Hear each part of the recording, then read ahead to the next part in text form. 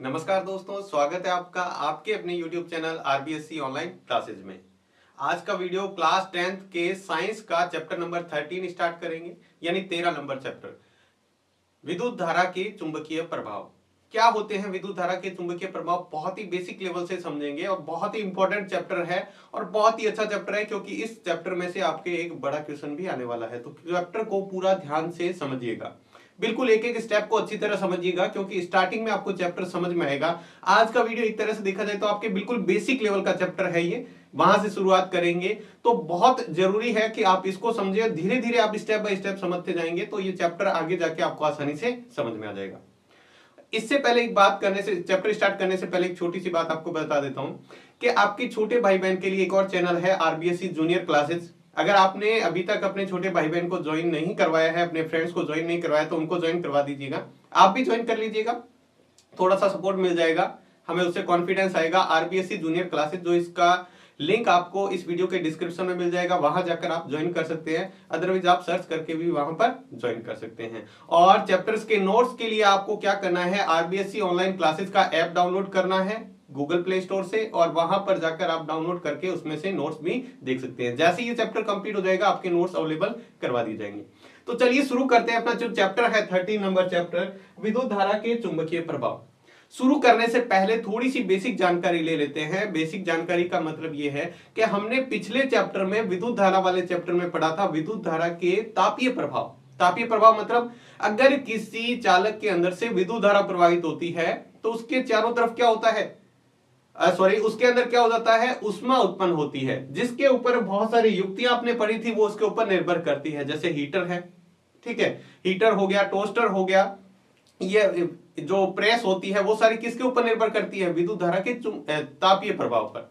यानी अगर किसी चालक के अंदर विद्युत धारा प्रवाहित करेंगे तो उसके अंदर उष्मा उत्पन्न हो जाती है, वो विद्युत धारा का एक प्रभाव हो गया। इसी तरह के विद्युत धारा के और भी कई प्रभाव होते हैं, जिसके अंदर से एक प्रभाव हमारा क्या है, विद्युत धारा का चुंबकीय प्रभाव। यानी विद्युत धारा अगर किसी के अंदर बहती है तो वो चुंबक की तरह क्या करती है, व्यवहार करती है। किस तरह से, वही अपन इस चैप्टर के अंदर पूरा ध्यान से समझेंगे। तो एक एक बात को आप अच्छी तरह समझिएगा, स्टार्टिंग से बिल्कुल आप इस वीडियो को ध्यान से देखेंगे तो निश्चित तौर पे आपका ये चैप्टर है उंगलियों पर बहुत ही आसानी से याद हो जाएगा। आपको रटने की जरूरत नहीं है, एक बार आपको अच्छे से समझने की जरूरत है। चलिए बात करते हैं विद्युत धारा के चुंबकीय प्रभाव। क्या होता है, हमने कहा है किसी चालक तार में जब विद्युत धारा प्रवाहित की जाती है तो उसके चारों तरफ क्या हो जाता है, चुंबकीय क्षेत्र उत्पन्न हो जाता है। यानी किसी चालक तार में विद्युत धारा प्रवाहित करने पर चालक तार के चारों ओर चुंबकीय क्षेत्र उत्पन्न हो जाता है, जिसके कारण क्या होता है, इस चालक के निकट रखी चुंबकीय सुई विक्षेपित हो जाती है। चलिए इसको समझते हैं। जैसे मान लो हमने एक परिपथ बनाया, यहां पे ये हमने इसकी कुंजी लगा दी, ठीक है, और यहां पे हमने कुछ उपकरण जोड़ रखा है। यहां पे मैंने क्या किया है, यहां पे मैं एक चालक जोड़ रहा हूं। हालांकि ये चालक तार ही है, परिपथ जिसके अंदर से विद्युत धारा बह रही है, ठीक है, ये हमारा प्लस है, ये माइनस है। विद्युत धारा हमेशा प्लस से माइनस की तरफ जाती है। यहां पर मैंने क्या किया है, यहां पे मैंने एक चालक लगा रखा है। ये क्या है, हमारा एक चालक है, इसको मैं नाम दे देता हूं पीक्यू। पीक्यू क्या है, एक चालक है। तो यहां पर हमने देखा ये चालक है। चुंबकीय सुई क्या होती है, आपने देखी होगी, दिशा बताने के लिए आपने इस तरह की सुई देखी होगी, ठीक है, जिसके अंदर इस तरह से होता है एन और दूसरी तरफ एस, ठीक है, दिशा बताने के लिए, दिशा सूचक यंत्र जिसको अपन कहते हैं वो भी। अब देखो, जैसे ही इसको चुंबक के पास ले जाते हैं ना, अगर मान लो ये चुंबकीय सुई है, अगर यहां पर ये चुंबक है, चुंबक आपको सबको पता है, जैसे इसको चुंबक के पास ले जाएंगे ना तो ये सुई अपने आप किस तरफ घूम जाएगी, इसकी तरफ, विक्षेपित होना। यानी इसके अंदर क्या होना, थोड़ा सा परिवर्तन, इसकी तरफ घूम जाना। ये जब आप चुंबक के पास ले जाते हैं तब ऐसा होता है। ये हमारे क्या है, चुंबक है, यानी इसके अंदर विक्षेप आता है। ये चुंबक है, इसलिए ये चुंबक के साथ इस तरह का व्यवहार करती है। अगर हम यहां पे इस चालक के पास में ले जाते हैं, इसको इस चालक के पास में ले जाते हैं, तब भी ये क्या होती है, तब भी ये क्या होती है, तब भी ये सुई क्या हो जाती है, इसकी तरफ विक्षेपित हो जाती है। इसकी तरफ क्या हो जाती है, विक्षेपित हो जाती है, इस चालक की तरफ।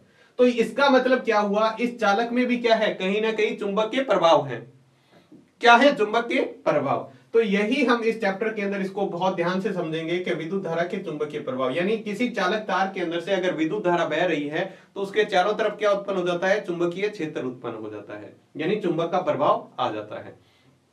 तो यही हमने देखा है यहाँ पे, ताकि इसके निकट ये जो हमने रखी थी, यहां पे हमने क्या रखी थी, इसके निकट ये है हमारी चुंबकीय सुई। इसको भी हम आगे समझेंगे चुंबकीय सुई क्या होता है, इसको अच्छी तरह देखेंगे चुंबकीय सुई क्या होता है, चुंबकीय क्षेत्र क्या होता है आगे। ठीक है, तो ये हमारी विक्षेपित हो जाती है, ये है विद्युत धारा का चुंबकीय प्रभाव। ठीक है, बेसिक जानकारी आगे इसको चैप्टर में बहुत ही अच्छी तरीके से डिटेल में समझेंगे। अभी नॉर्मल आपको कुछ शब्द बताए हैं इस चैप्टर के पार्ट का, इस जो वर्ड लिखा हुआ है विद्युत धारा के चुंबकीय प्रभाव, इसका मतलब क्या है। आगे अपन बात करते हैं चुंबक के बारे में। चुंबक आप सभी को पता है, आपने देखा होगा चुंबक, ठीक है, घर में काम में लिया होगा। अपन बात करें बिल्कुल सीधी चुंबक, अपन क्या करते हैं, गोल चुंबक होती है वो काम में लेते हैं। अभी अपन बात करें बिल्कुल ऐसा छड़ चुंबक है, इसको छड़ चुंबक बोलते हैं, सीधी चुंबक। ठीक है, चुंबक की बात करें तो चुंबक दो तरह के होते हैं। दो तरह के कौन कौन से, एक होता है प्राकृतिक चुंबक और दूसरा हमारा होता है कृत्रिम चुंबक। प्राकृतिक से मतलब पता है आपको, प्रकृति से प्राप्त होता है। ठीक है, किस तरह का होता है प्राकृतिक चुंबक, तो प्राकृतिक चुंबक है ना, ये प्राकृतिक चुंबक ये प्रकृति से हमें प्राप्त हुआ था। प्रकृति से वास्तव में क्या होता है, ये एक लोहे का क्या होता है, ऑक्साइड होता है। क्या होता है, लोहे का ऑक्साइड, जिसका सूत्र क्या होता है, सॉरी Fe3O4। लोहे का एक अयस्क होता है जिसका सूत्र ये होता है। ये हमारा क्या है, चुंबक, जिसको हम क्या बोलते हैं, इसको नाम हम बोल देते हैं मैग्नेटाइट।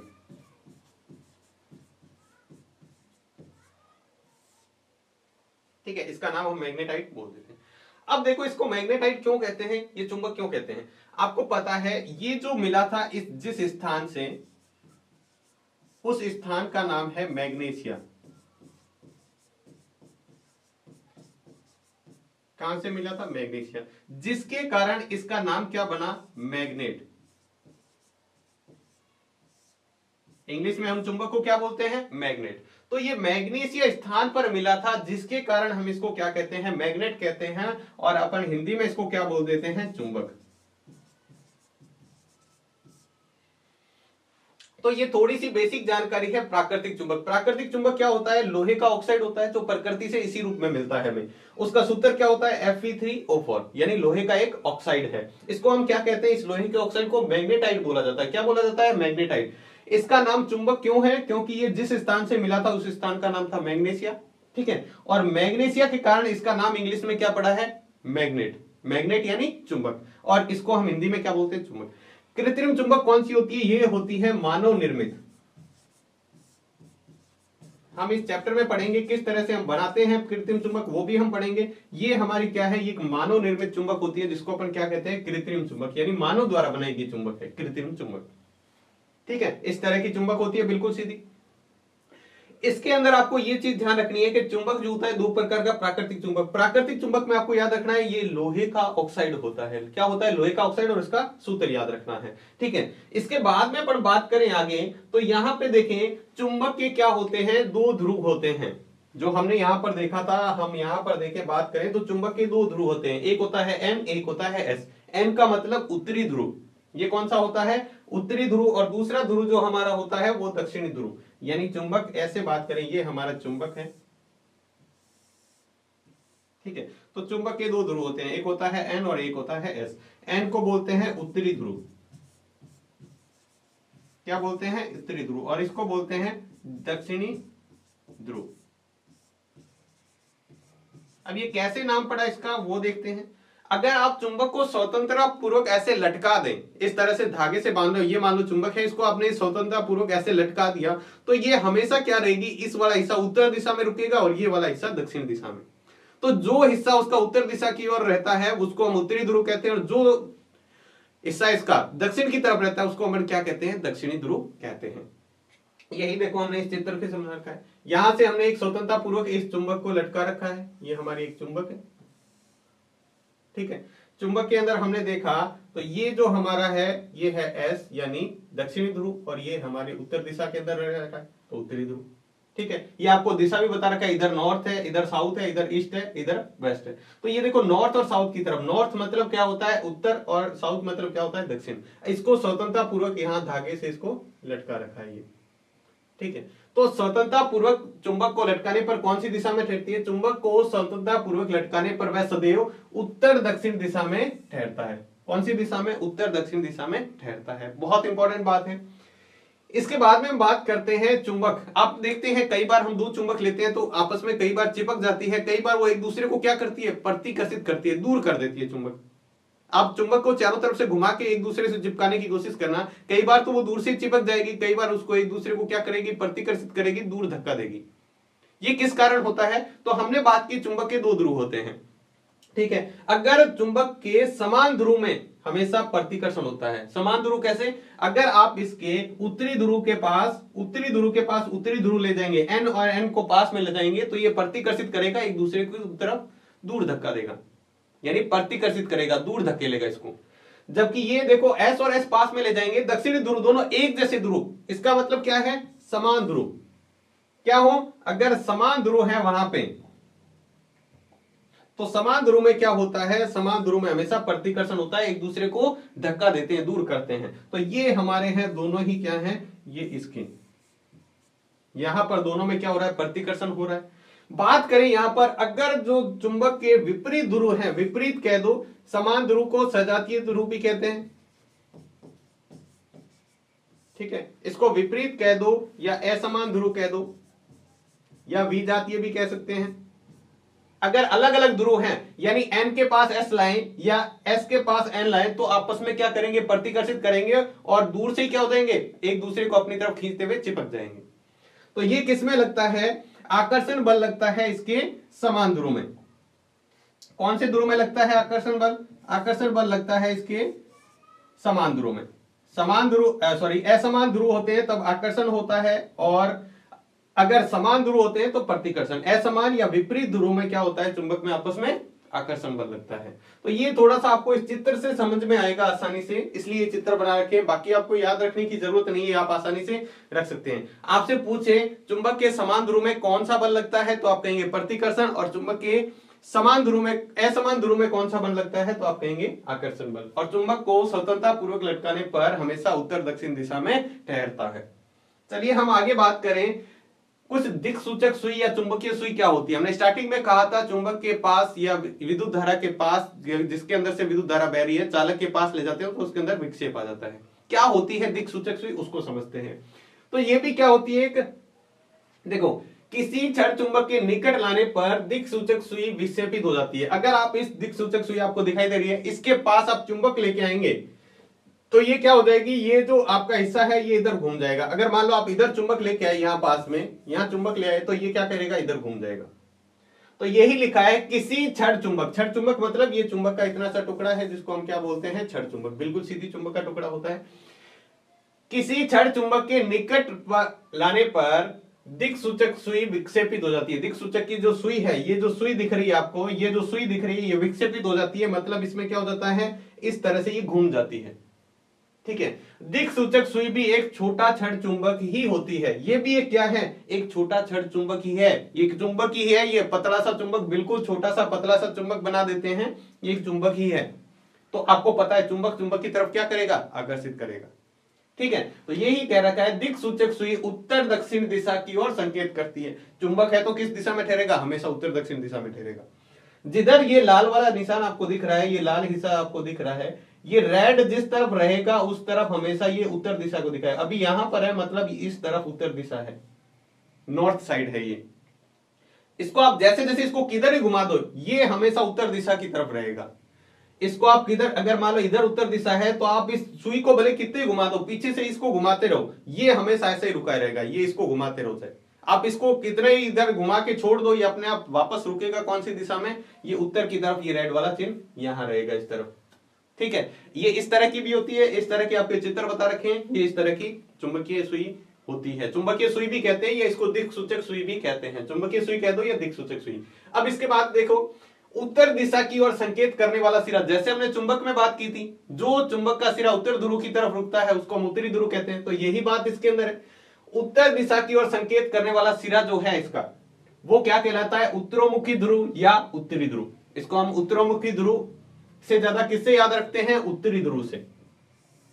इसको उत्तरोमुखी भी कह सकते हैं, उत्तरी ध्रुव भी कह सकते हैं। और जो दक्षिण दिशा की ओर संकेत करने वाला सिरा होता है उसको हम क्या कैसे कहते हैं? दक्षिणोमुखी या दक्षिणी ध्रुव। क्या कहते हैं? उत्तरी ध्रुव और दक्षिणी।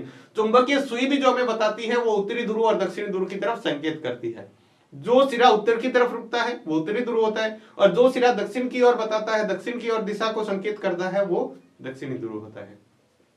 तो देखो, चुंबकीय सुई या दिक्सूचक सुई बार बार शब्द आएगा, लेकिन इसको आपको अच्छी तरह याद रखना है। ये क्या होती है, ये किस तरह की सुई होती है, आपको इस चित्र से समझ में आ गया। ये बस आपको उत्तरी ध्रुव और दक्षिणी ध्रुव की, अगर इसको चुंबक के पास ले जाएंगे तो ये चुंबक की तरफ घूम जाती है।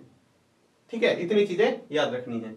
इसके बाद में हम बात करते हैं चुंबकीय क्षेत्र या क्षेत्र रेखाएं क्या होती है। यहां से अपना चैप्टर इंपॉर्टेंट स्टार्ट होता है। यहां से जो आप चीजें समझने लगे तो आपको चैप्टर बिल्कुल आसानी से समझ में आ जाएगा। ये हमने जो पहले समझा है ये हमारा बेसिक है, उसको आप अच्छी तरह समझिएगा। अगर आपने वो चीजें देख ली ना तो आपको अच्छे से समझ में आ जाएगा। फिर से मैं आपको एक बार रिपीट करके जल्दी से बता देता हूं ताकि सारी चीजें आपको समझ में आती रहे। तो यहां पर हम देखेंगे, सबसे पहले हमने देखा चुंबक। ये एक बार छोड़ दो, ये हम आगे चैप्टर में बात कर लेंगे। चुंबक दो तरह के होते हैं, प्राकृतिक चुंबक और कृत्रिम चुंबक। प्राकृतिक चुंबक क्या होता है? लोहे का ऑक्साइड होता है, जो प्रकृति से हमें पत्थर के रूप में मिलता है। ये हमें किसके रूप में मिलता है? पत्थर के रूप में, प्रकृति से मिलता है। ठीक है, जो एक लोहे का ऑक्साइड होता है, लोहे का ऑक्साइड होता है जिसका सूत्र क्या होता है? Fe3O4। सूत्र अच्छी तरह याद रख लेना, इंपॉर्टेंट, एक नंबर में पूछा जा सकता है। और इसको नाम क्या होता है इस लोहे के गैस का? मैग्नेटाइट। क्या होता है? मैग्नेटाइट। इसका नाम मैग्नेटाइट, इसको मैग्नेट क्यों कहते हैं? चुंबक को इंग्लिश में मैग्नेट क्यों कहते हैं? क्योंकि ये जिस स्थान से मिला था उस स्थान को नाम है मैग्नीशिया। सर्वप्रथम जिससे मिला था उसका नाम क्या था? मैग्नीशिया। मैग्नीशिया के कारण इसका नाम क्या पड़ा था? मैग्नेट। और इसको हिंदी में चुंबक कहते हैं। कृत्रिम चुंबक जो मानव निर्मित चुंबक होता है, ये एक क्या है? छड़ चुंबक है। छड़ चुंबक क्या होती है? जिसके दो ध्रुव होते हैं। हमेशा चुंबक के दो ध्रुव होते हैं। आप कहेंगे सर मैं इस चुंबक को काट दूं ऐसे, मान लो ये हमारे पास एक चुंबक है, इस बात को मैं ध्यान से सुनना, ये है हमारा N, ये है S। मैंने क्या किया, इस चुंबक को अगर मैं काट देता हूं तो आप कहेंगे सर क्या इसके ध्रुव अलग अलग हो जाएंगे? N ध्रुव एक तरफ हो जाएगा, S ध्रुव एक तरफ? नहीं, बिल्कुल नहीं, ऐसा नहीं होता है। देखो, ये हमारा पहला टुकड़ा है, ये हमारा दूसरा टुकड़ा है, तो कैसे होगा? S ध्रुव तो S ध्रुव की तरफ रहेगा, N N वाले की तरफ रहेगा। इधर अपने आप यहां पर S बन जाएगा, इधर अपने आप आपका N बन जाएगा। जितने भी टुकड़े करोगे ना, दूसरा ध्रुव अपने आप बन जाता है उसके अंदर। ठीक है, चुंबक के अंदर ऐसा होता है। और चुंबकीय सुई को इस चालक के पास ले जाने पर जिसके अंदर से विद्युत धारा बह रही है तब तक ये विक्षेप दिखाएगा। अगर इसके अंदर से विद्युत धारा बह रही है, अगर आप विद्युत धारा बंद कर दोगे तो वापस चुंबकीय सुई यहां पर N पर आकर, 0 पर आकर रुक जाएगी। ठीक है, जब तक इसके अंदर विद्युत धारा बहेगी तो ये विक्षेप दिखाएगा, और जैसे विद्युत धारा बंद कर दोगे ये बंद होगा। इसका मतलब अगर विद्युत धारा बहती है तब इसके अंदर चुंबकीय प्रभाव उत्पन्न होता है। इसके बाद में हमने बात की चुंबक को स्वतंत्रता पूर्वक लटकाने पर हमेशा उत्तर दक्षिण दिशा में रुकता है। इसके बाद में हमने पढ़ा चुंबक के समान ध्रुव जो होते हैं, सजातीय ध्रुव होते हैं, उसके बीच में प्रतिकर्षण होता है, और चुंबक के विपरीत ध्रुव होते हैं उसमें बीच में आकर्षण बल लगता है। उसके बाद में हमने देखा दिक्सूचक सुई क्या होता है। दिक्सूचक सुई वो होता है जिसको चुंबक या किसी विद्युत धारा जिसके अंदर चालक के पास ले जाते हैं तो उसके अंदर विक्षेप उत्पन्न होता है। क्या होता है? विक्षेप उत्पन्न होता है। और वास्तव में ये दिक्सूचक सुई क्या होता है? ये भी एक छोटा छड़ चुंबक ही होता है। क्या होता है? छड़ चुंबक ही होता है। और ये हमेशा कौन सी दिशा की ओर संकेत करता है? उत्तर दक्षिण दिशा की ओर संकेत करता है। जो दिशा उत्तर की तरफ रुकता है जो सिरा, उसको हम उत्तरी ध्रुव, और जो सिरा दक्षिण की तरफ रुकता है उसको दक्षिणी ध्रुव कहते हैं। तो उम्मीद है आपको ये पीछे वाली चीजें अच्छे से समझ में आ गई होगी। इसीलिए कह रहा हूं चैप्टर को स्टार्टिंग से स्टेप बाय स्टेप अच्छे से समझते रहना। अगर आपको इसको बहुत ही अच्छी तरीके से सीखना है और आप चाहते नहीं है कि मेरे को इस चीज को रटना पड़े, तो रटने की प्रवृत्ति आपको थोड़े समय तक ही याद रहेगी। अगर आपने चीज को समझ लिया तो वो आपके लिए हमेशा के लिए याद हो जाती है। आइए बात करते हैं चुंबकीय क्षेत्र और क्षेत्र रेखाएं क्या होती हैं।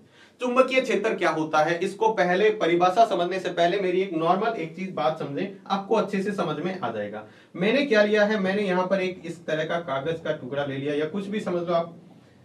मान लेते हैं मैंने एक कागज का टुकड़ा ले लिया इस तरह से, ठीक है। और इस कागज के टुकड़े को मैंने क्या किया, यहां पे मैंने इसके लोहे के बुरादा जो है वो बिखेर दिया है।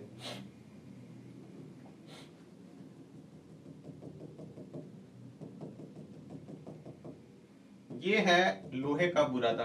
बहुत छोटे छोटे बारीक कण है लोहे के, जो लोहे का बुरादा है जो चुंबक के चिपक जाता है ना, वैसा बुरादा है ये। ठीक है, बहुत सारे कण हैं यहाँ पे। ये लोहे का बुरादा है, इसको मैंने क्या किया है, यहाँ पर बिखेर दिया है कागज के सभी हिस्सों पर। यहां पर इस बात को ध्यान से समझना, आपको बहुत ही अच्छे से समझ में आएगी चुंबकीय क्षेत्र क्या होता है। ठीक है, तो चलिए हम बात करें यहां पे। तो ये देखो हमने क्या किया, इसके बीचों बीच, इस पेज के बीचों बीच मैंने क्या रख दिया, बिल्कुल बीच के अंदर यहां पर एक चुंबक रख दिया। मेरी बात ध्यान से सुने, यहां पर ये हमारा N और ये है S। चुंबक को मैंने क्या किया, बिल्कुल बीचों बीच इस चुंबक को रख दिया। तो ये चुंबक क्या करेगा, ये चुंबक क्या करेगा, ये इस लोहे को बुरादे को अपनी तरफ आकर्षित करेगा। लोहे को बुरादे को क्या करेगा, अपनी तरफ आकर्षित करेगा।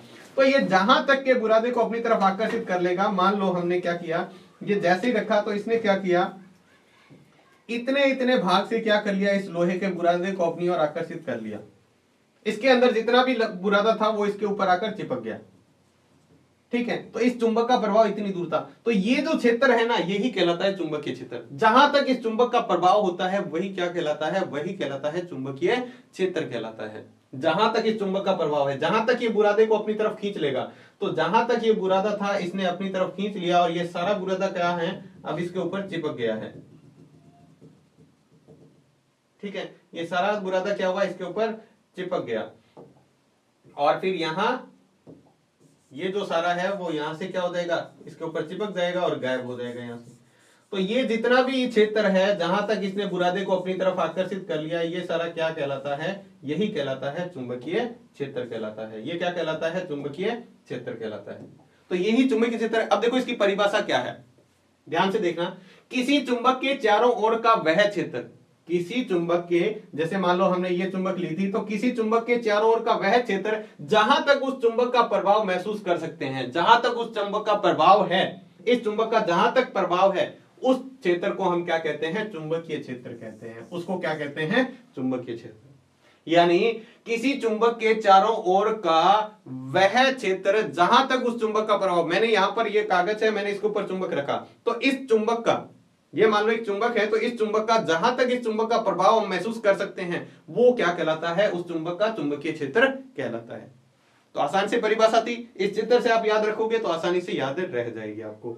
ठीक है, अब देखो चुंबकीय क्षेत्र एक ऐसी राशि है जिसमें परिमाण तथा दिशा दोनों होते हैं, और जिस राशि में परिमाण तथा दिशा दोनों होते हैं उसको हम कहते हैं सदिश राशि। आपने 9th क्लास में पढ़ा होगा सदिश और अदिश राशि। तो ये क्या होती है, सदिश राशि होती है। तो जिस राशि में परिमाण तथा दिशा दोनों होते हैं, जिसमें परिमाण भी होता है और दिशा भी होती है, उस राशि को हम क्या कहते हैं, उसको कहते हैं सदिश राशि। और जिसमें केवल परिमाण होता है, दिशा नहीं होती है, उसको हम क्या कहते हैं, अदिश राशि। तो ये एक क्या है, ये एक सदिश राशि है। चुंबकीय क्षेत्र क्या है, सदिश राशि। यहां पर लिखा हुआ है चुंबकीय क्षेत्र एक ऐसी राशि है जिसमें परिमाण भी होता है और जिसमें दिशा दोनों होते हैं, ये ऐसी राशि है। और दूसरा है चुंबकीय क्षेत्र की दिशा सदैव उत्तरी ध्रुव से दक्षिणी ध्रुव की ओर होती है। ये चुंबकीय क्षेत्र की दिशा कौन सी होती है, ये हमेशा उत्तरी ध्रुव से दक्षिणी ध्रुव की ओर होती है। वो हम आगे इस अगली स्लाइड में पढ़ेंगे तो आपको समझ में आ जाएगा। चुंबकीय क्षेत्र की दिशा हमेशा कौन सी होती है, उत्तरी ध्रुव से दक्षिणी ध्रुव की ओर, N से S की तरफ होती है। तो ये चीजें आपको समझ में आ गई कि चुंबकीय क्षेत्र क्या होता है, और इसके दोनों पॉइंट इंपॉर्टेंट याद रखने हैं। ये एक ऐसी राशि है जिसमें परिमाण भी होता है और दिशा, दोनों चीजें होती है, और इसकी जो दिशा होती है चुंबकीय क्षेत्र की, वो उत्तरी ध्रुव से दक्षिणी ध्रुव की, यानी N से S की ओर होती है। चलिए आगे बात करते हैं। अपने चुंबकीय क्षेत्र समझ में आ गया हमें, अब क्षेत्र रेखाएं देख लेते हैं क्या होती है क्षेत्र रेखाएं। इसके ऊपर आपके बोर्ड में कई बार प्रश्न पूछा हुआ है क्षेत्र रेखाओं पे। किस तरह का प्रश्न पूछा हुआ है वो भी बताएंगे। दो तरह के प्रश्न बनते हैं इसके अंदर। एक तो ये बनता है कि चुंबकीय क्षेत्र रेखाओं के गुण लिखिए, गुण क्या है, और दूसरा बनता है चुंबकीय क्षेत्र रेखाएं एक दूसरे को प्रतिच्छेद क्यों करती है, क्यों नहीं करती है। ये आपके प्रश्न पूछा है। तो समझ लेते हैं क्षेत्र रेखाएं क्या होती है। तो देखो हमें क्या है, जहां तक चुंबक का प्रभाव होता है ना, उस चुंबक का, अगर मान लो लोहे के बुरादे को अपन फैला दे तो कुछ इस तरह की आकृति बन जाएगी। और आप देख रहे हो यहां से ये छोटी छोटी लाइनें आपको दिखाई दे रही है, यहां इस तरह से देखिए तो इस तरह से ये कुछ लाइनें बन रही है, ये इस तरह से। ठीक है, इसी तरह इस दिशा में भी बन रही है। ठीक है, बुरादा कुछ इस तरह से बह जाएगा। अगर कागज को मान लो इस तरह से ले लिया तो छोटा सा हल्का सा क्या हो, चिकना कागज हो, तो उसके अंदर कुछ इस तरह की आकृति बन जाएगी। ठीक है, और इस चुंबकीय क्षेत्र को ही हम इन रेखाओं द्वारा दर्शाते हैं। काल्पनिक रेखाएं होती है जिनको हम क्या कहते हैं, क्षेत्र रेखाएं। ध्यान से देखते हैं इसकी परिभाषा क्या है। किसी चुंबक के चारों ओर चुंबकीय क्षेत्र को प्रदर्शित करने के लिए काल्पनिक रेखाओं का समूह खींचा जाता है। यहां पर हमने इस रेखाओं को खींच के बताया है, क्या किया है, किसी चुंबक के चारों ओर का या किसी चुंबक के चारों ओर चुंबकीय क्षेत्र को प्रदर्शित करने के लिए हम क्या कर रहे हैं यहां पे, हम क्या कर रहे हैं यहां पे, मान लिया हमने एक चुंबक है, ये हमारा क्या है, चुंबक है, ये उत्तरी ध्रुव इसका, दक्षिणी ध्रुव, इसके चारों ओर जो चुंबकीय क्षेत्र है, मान लो यहां तक इसका चुंबकीय क्षेत्र है, तो इस क्षेत्र को हम प्रदर्शित करने के लिए क्या करेंगे, कुछ काल्पनिक रेखाओं का समूह खींचेंगे। समूह मतलब ग्रुप, बहुत सारी रेखाएं खींचेंगे, और उन समूह को ही हम क्या कहते हैं, उन्हीं को हम कहते हैं चुंबकीय क्षेत्र रेखाएं, या सिर्फ क्षेत्र रेखाएं भी कह देते हैं, कभी कभी चुंबकीय बल रेखाएं भी इसको कह देते हैं। ठीक है, इसका देखो नाम क्या है, ये ध्यान रखना, इसको क्षेत्र रेखाएं भी कहते हैं, ये तो आपको पढ़ाई है हेडिंग हमारी। इसको चुंबकीय क्षेत्र रेखाएं भी कहते हैं, ये भी इसी का ही नाम है, चुंबकीय क्षेत्र रेखाएं। और कभी कभी इसको चुंबकीय बल रेखाएं भी बोल देते हैं। क्या बोल देते हैं, चुंबकीय बल रेखाएं, ये इसी के ही नाम है, ध्यान रखना, तीनों एक ही नाम है, अलग अलग नहीं है। अब इसको दर्शाने के लिए हम किस तरह से चुंबकीय बल रेखाएं खींचते हैं, देखो यहां से इस तरह से, इस तरह से, यहां से इस तरह से, दोनों तरफ से इसी तरह से खींची जाती है। तो ये जो रेखाएं हैं ये इस तरह से, तो ये हमारी क्या होती है, ये होती है चुंबकीय क्षेत्र रेखाएं। चुंबकीय क्षेत्र रेखाओं की एक खास बात याद रखना, ये हमेशा उत्तरी ध्रुव से दक्षिणी ध्रुव की तरफ जाती है। हमने कहा ना, जो चुंबकीय क्षेत्र होता है उसकी दिशा कैसे होती है, उत्तरी ध्रुव से दक्षिणी ध्रुव की ओर। तो ये देखो चुंबकीय क्षेत्र रेखा होती है जो उत्तरी ध्रुव से निकलकर कहां जाती है, दक्षिणी ध्रुव की तरफ जाती है। ठीक है, तो यहां पर हम बात कर रहे थे कि ये क्या होता है, किसी चुंबक के चारों ओर चुंबकीय क्षेत्र को प्रदर्शित करने के लिए ऐसी कुछ काल्पनिक रेखाओं का समूह खींचा जाता है, इन्हें क्षेत्र रेखाएं कहते हैं। इन्हें क्या कहते हैं, क्षेत्र रेखाएं कहते हैं। इस तरह से खींचा, चुंबकीय क्षेत्र रेखाएं हमेशा एन से निकलती है और एस की तरफ जाती है, यानी उत्तरी ध्रुव से निकलती है। ये देखो उत्तरी ध्रुव इसमें इधर बता रखा है, उत्तरी ध्रुव यहां पर बता रखा है, तो यहां से निकल, ये देखो ये है एन और ये है एस, तो एन से निकलेगी बाहर और एस की तरफ अंदर जाएगी यहां से। ठीक है, इसको बनाने के लिए क्या करते हैं, यहां पर दो बातें देख लेते हैं, फिर किस तरह से खींची जाती है वो देखें। चुंबकीय क्षेत्र रेखाएं की दिशा एन से एस की तरफ होती है, यानी उत्तरी ध्रुव से दक्षिणी तरफ होती है। कहां पर, चुंबक के बाहर, ये चुंबक के बाहर के हिस्से में बता रहा है, एन ध्रुव से निकलेगी एस की तरफ जाएगी। और यही चुंबकीय क्षेत्र की दिशा एस से एन की तरफ होती है, कहां, चुंबक के अंदर। अगर चुंबक के अंदर अपन चुंबकीय रेखाएं खींचे, चुंबक के अंदर, तो अंदर कैसे जाएगी, अंदर यहां इस तरह से जाती है। अंदर कहां से जाती है, यहां से एस से एन की तरफ, उल्टा होता है। चुंबक के अंदर क्या होती है, ये यहां से पूरा एक सर्कल बनाती है, अंदर से जाते हुए इस तरह से घूमती है। तो बाहर तो एन से एस की तरफ, और अंदर चुंबक के अंदर कहां से जाती है, एस ध्रुव से एन ध्रुव की तरफ, यानी दक्षिणी ध्रुव से उत्तरी ध्रुव की तरफ। ये हमने देखा। अब देखो मैं बता रहा हूं यहां पर खींचते कैसे हैं चुंबकीय बल रेखाओं को, यहां से समझिएगा। जब यहां पर अपन चुंबकीय सुई या दिक्सूचक सुई को लेके आते हैं, वो यहां पे रखते हैं, तो यहां पे रखेंगे ना तो वो दिशा दिखाएगी कुछ इस तरह से, तो हम यहां पे एक पॉइंट लगा लेंगे। फिर यहां पे रखेंगे तो ये इस तरफ दिशा दिखाएगी, यहां पे रखेंगे तो ये इस तरफ। तो जैसे जैसे अपन चुंबकीय दिक्सूचक सुई या चुंबकीय सुई को आगे आगे रखते जाएंगे, वो अपने आप दिशा बताती जाएगी, और वहां पर अपन इस रेखा को खींचते जाएंगे तो वो एक क्या बन जाएगा, चुंबकीय क्षेत्र रेखा बन जाएगी।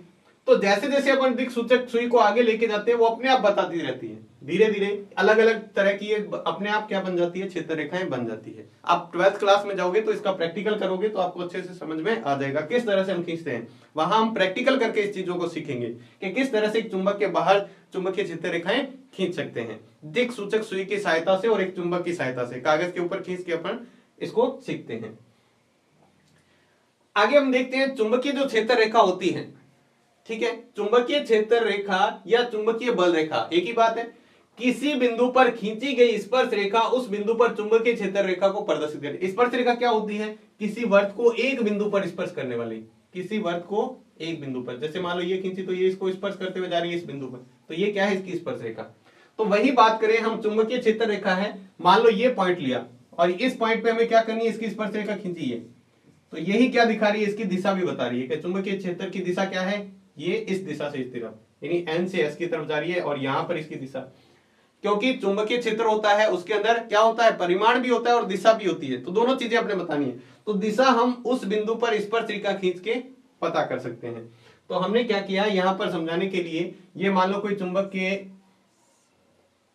बाहर एक चुंबकीय क्षेत्र रेखा जा रही है, ये एन है, ये एस है, एन से निकल के एस की तरफ जा रही है। यहां पर मान लो अपने को दिशा पता करना है, तो हम क्या करेंगे, यहां पर एक स्पर्श रेखा खींच देंगे और ये इसकी दिशा बता देगा कि यहां पर इसकी दिशा ये है। तो ये आपको समझ में आ गया यहां से चुंबकीय क्षेत्र रेखाएं क्या होती है और किस तरह से चुंबकीय क्षेत्र की दिशा ज्ञात कर सकते हैं। चुंबकीय क्षेत्र रेखाएं क्या होती हैं, चुंबक के चारों ओर चुंबकीय क्षेत्र को प्रदर्शित करने के लिए कुछ काल्पनिक रेखाओं का समूह खींचा जाता है, काल्पनिक रेखाओं का ग्रुप खींचा जाता है, उन्हीं को हम क्या कहते हैं, चुंबकीय क्षेत्र रेखाएं या सिर्फ क्षेत्र रेखाएं कह सकते हैं। अब इसके गुण क्या क्या हैं वो देखते हैं। यहां पर इंपॉर्टेंट पर्सन बनता है, यहां पर चुंबकीय क्षेत्र रेखाओं के गुण लिखिए। सबसे पहला गुण, चुंबकीय क्षेत्र रेखाएं एक बंद वक्र के रूप में होती है। बंद वक्र मतलब पूरा सर्कल बनता है, एक पूरा कंप्लीट सर्कल बनता है, यहां से ये इसके अंदर से भी जाएगी, यहां से कहीं से भी ओपन नहीं है ये, ठीक है। तो ये पूरे बंद वक्र के रूप में होती है। पहला पॉइंट ये हो गया, चुंबकीय क्षेत्र रेखाएं क्या होती है, एक बंद वक्र के रूप में होती है, पूरा वक्र बनता है, वक्र मतलब एक पूरा सर्कल, इलिप्स बनता है। दूसरा है, चुंबकीय क्षेत्र रेखा एक दूसरे को कभी नहीं काटती है, ये एक दूसरे को काटेगी नहीं, ऐसा कभी भी नहीं होता है। जैसे यहां पे अपन चित्र बनाए तो यहां पे हमारा ये है एन ध्रुव, ये है एस ध्रुव, यहां पर हम चुंबकीय क्षेत्र रेखाएं खींचे तो कभी भी ऐसा नहीं होता है कि एक चुंबकीय क्षेत्र रेखा ये जा रही है तो दूसरी वाली क्या करे, इसको काट दे, ऐसे ऐसे कभी भी नहीं होता है। ये कभी पॉसिबल ही नहीं है कि दो चुंबकीय क्षेत्र रेखाएं एक दूसरे को प्रतिच्छेद करें या काटे। दूसरा पॉइंट। और तीसरा है, जहां चुंबकीय क्षेत्र रेखा अपेक्षाकृत अधिक पास पास में होती है वहां पर चुंबकीय क्षेत्र अधिक प्रबल होता है। जहां पर जितनी चुंबकीय क्षेत्र रेखाएं पास पास में होती है, बताओ कहां पे पास में होती है, तो हम देखते हैं यहां पे इसके ध्रुव पर, यहां पर देखो कितनी पास पास में, यहां तो देखो इसकी दूरी क्या है, ज्यादा है, लेकिन यहां क्या है, बिल्कुल पास पास में आ गई, यहां क्या है, बिल्कुल पास पास में। तो यहां पर चुंबकीय क्षेत्र क्या होता है, अधिक प्रबल होता है, अधिक प्रबल होता है। कौन होता है, चुंबकीय क्षेत्र, चुंबकीय क्षेत्र अधिक प्रबल होता है। तो जितनी चुंबकीय क्षेत्र रेखाएं जहां पर ज्यादा पास पास में होती है तो चुंबकीय क्षेत्र भी वहां पर अधिक प्रबल होता है। ये तीसरा पॉइंट है। चौथा पॉइंट आप इसके अंदर लिखना चाहें तो एक और पॉइंट लिख सकते हैं। चौथा पॉइंट आप लिखना चाहें तो लिख सकते हैं कि चुंबकीय क्षेत्र रेखाओं की दिशा, चुंबक के बाहर चुंबकीय क्षेत्र रेखाओं की दिशा क्या होती है, एन से एस की तरफ। ये कहां होती है, चुंबक के बाहर, यानी चुंबकीय क्षेत्र रेखाओं की दिशा, पूरी लाइन लिखेंगे, चुंबकीय क्षेत्र रेखाओं की दिशा उत्तरी ध्रुव से दक्षिणी ध्रुव की तरफ होती है, चुंबक के बाहर। और दूसरा है, एस से एन की तरफ होती है, कहां पर, चुंबक के भीतर, यानी चुंबक के अंदर। चुंबक के अंदर तो इसकी दिशा होती है दक्षिणी ध्रुव से उत्तरी ध्रुव की तरफ, और चुंबक के बाहर उत्तरी ध्रुव से दक्षिणी ध्रुव की तरफ होती है। अंदर इसके कैसे होती है, इधर, और यहां पे इस तरफ होती है। अब यहां पे एक और इंपॉर्टेंट क्वेश्चन बनता है, वो यहां से इस पॉइंट से बनता है कि चुंबकीय क्षेत्र रेखा एक दूसरे को प्रतिच्छेद क्यों नहीं करती है। क्या प्रश्न है, चुंबकीय क्षेत्र रेखा एक दूसरे को प्रतिच्छेद क्यों नहीं करती है। तो इसको हम एक चित्र से समझें तो अपने को आसानी से समझ में आ जाएगा। यहां पर देखो हमारा एक चुंबक है, ठीक है, ये हमारा उत्तरी ध्रुव है, ये दक्षिणी ध्रुव है। अब यहां पे बात करेंगे और अच्छे से समझना। मान लेते हैं अगर कोई चुंबकीय क्षेत्र रेखा एक दूसरे को प्रतिच्छेद करे, जैसे मान लो ये यहां पर प्रतिच्छेद करे, तो जहां पर प्रतिच्छेद करेगी उस प्रतिच्छेद बिंदु पर चुंबकीय जो सुई है, दिक सूचक सुई है, उसको कितनी दिशा दिखानी चाहिए, वो ये भी दिशा दिखाए और ये भी दिशा दिखाए। अगर इसका उत्तर लिखे तो क्या लिखेंगे, अगर चुंबकीय क्षेत्र रेखाएं प्रतिच्छेद करे तो प्रतिच्छेद बिंदु पर दिक सूचक सुई दो दिशा दिखानी चाहिए, जो कि क्या है, असंभव है। एक सुई एक समय में दो दिशा दिखा सकती है क्या।